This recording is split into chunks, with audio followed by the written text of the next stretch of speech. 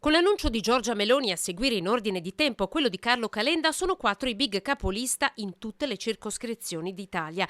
A nord-est Giorgia Meloni, detta Giorgia, traina la lista di Fratelli d'Italia. Dopo di lei l'eurodeputato vicentino uscente Sergio Berlato, al terzo posto la deputata Alessia Ambrosi, nata nel Veronese.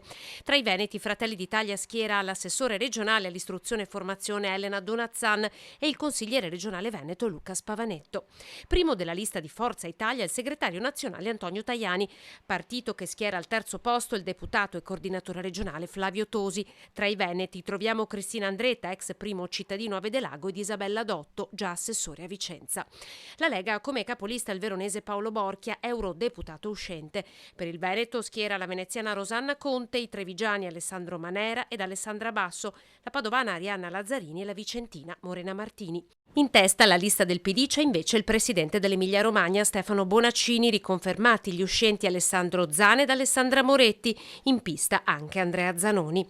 Azione punta su Carlo Calenda, con lui dal Veneto in lista l'imprenditore padovano Carlo Pasqualetto ed il padovano sindaco di Montegrotto Terme Riccardo Mortandello.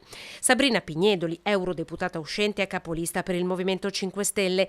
Con lei ci sono il fondatore di Banca Etica Ugo Biggeri e lo storico attivista pentastellato vicentino Andrea Bardin, oltre all'opitergina Maria Angela Ferri.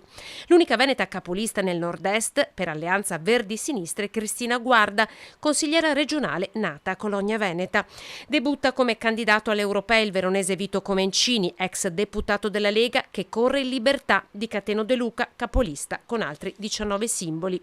Forza Nuova schiera come capolista il segretario nazionale Roberto Fiore, che candida nel nord-est il veronese Luca Castellini, vice segretario nazionale. Stati Uniti d'Europa schiera 2 veronesi, Davide Bendinelli, sindaco di Garda in quota Italia Viva, e per Più Europa Giorgio Pasetto. In corsa anche le altre liste: sul Tirole Volkspartei, Alternativa Popolare, Unione Cattolica Italiana, Democrazia Sovrana Popolare, il Partito Animalista, Italexit, Pace Terra Dignità e Italia dei Diritti De Pierro.